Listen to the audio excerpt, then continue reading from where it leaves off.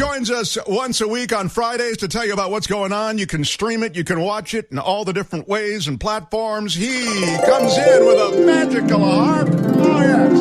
On a cloud of everything good, here he is, the great Michael Snyder. Hi, Michael. Hey, Michael. Hey. Happy Friday, everybody. Guys, I'm excited. I finally figured out why Mitch McConnell never wears a turtleneck, because it's redundant. Oh, very, very well done. All right. There you go. Okay, fine. Thanks. Whatever. How y'all doing? By the way, if there's time, I don't know if there will be, I've got a great piece of Geraldo sound. You won't even believe it, what he wants to do. Should I run it now? Because now I've mentioned it. I hate to do that to the audience to make them wait, but I've got Michael on. I can't make the audience wait for Michael. All right, we'll go Michael, and then I'll do it with Pat after Michael. Oh, that sounds Michael, yes. Tell us what magic you have for us this week.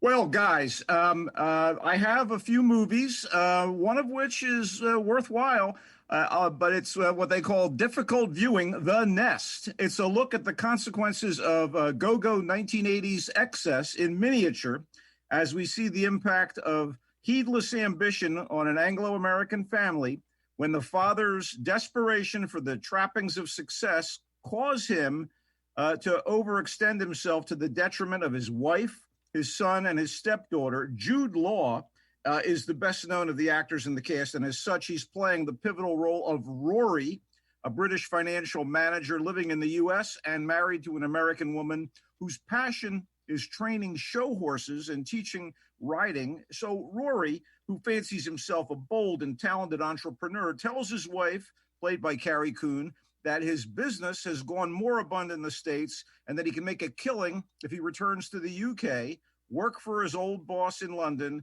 and then spin off into his own company. So he drags the wife and children to England, moves them into a large, somewhat rundown estate house in Surrey, and in short order, their lives begin falling apart. It's very well made. The Nest is the work of director-screenwriter Sean Durkin, and he's brought together a good cast, well acted, particularly by Jude Law and Carrie Coon, although the two young thespians who play their kids are spot on too. But man, it's a bummer.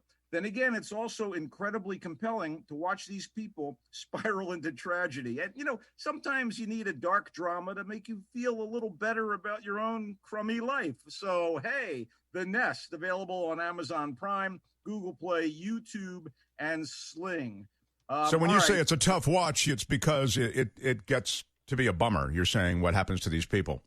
Well, yeah, but I mean, you know, it's a drama. It's a tragedy. And again, when it's over, you'll go, man, I'm glad I'm not those guys. And that's Okay, what's next?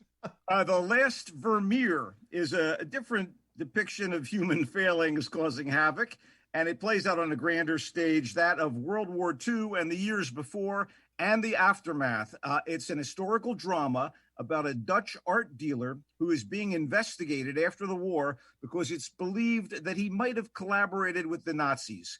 Klaus Bang, who portrayed Dracula in the really cool BBC miniseries, he's here playing Joseph Pillar.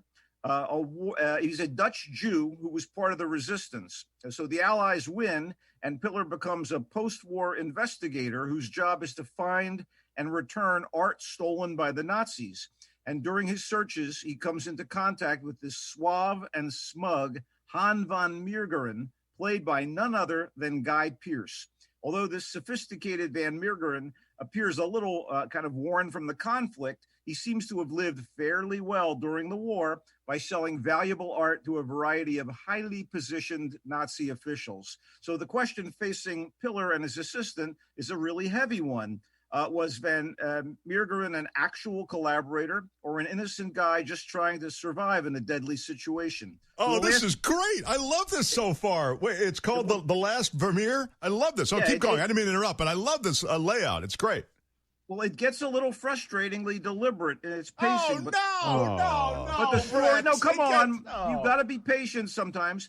The story is fascinating. Bang is a darkly imposing presence, and Pierce gives one of his finest performances in a career with quite a few. He kind of disappears into the role of this enigmatic lover of the finer things. who did what he felt he needed to do in a treacherous situation. It's directed by Dan Friedkin. The last Vermeer is smart and provocative, even if it goes on a bit too long. Okay, it's available right now at art drive-ins and some theaters where you can risk your hide.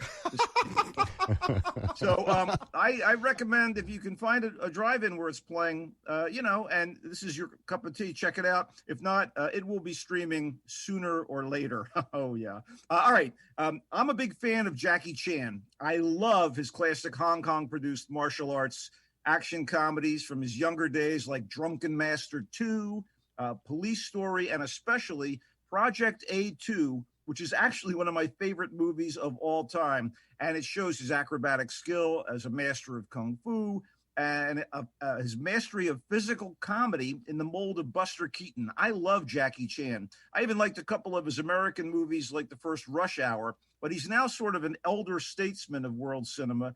And his latest starring vehicle, Vanguard, doesn't really focus on him much at all. I mean, it's less than satisfying, often silly Hong Kong action movie with Chan ostensibly in the lead role as the head of a London-based Chinese security company who is tasked to protect a wealthy guy and his family from a terroristic sheikh and his mercenary minions who want to get money that's been hidden so they can use it to buy WMDs. So Jackie leaves much of the crazy, death-defying acrobatics and extended martial arts mayhem of his earlier work to his younger co-stars, who are physically adept and mildly appealing, but they're charisma challenged when compared to Jackie, even at this point in his career. Vanguard isn't at the forefront of anything new or exciting. On the other hand, I'm always glad to see Mr. Chan on screen. I'd love to see Quentin Tarantino build a movie around him, and instead we have this assembly line product from the Hong Kong filmmaker Stanley Tong.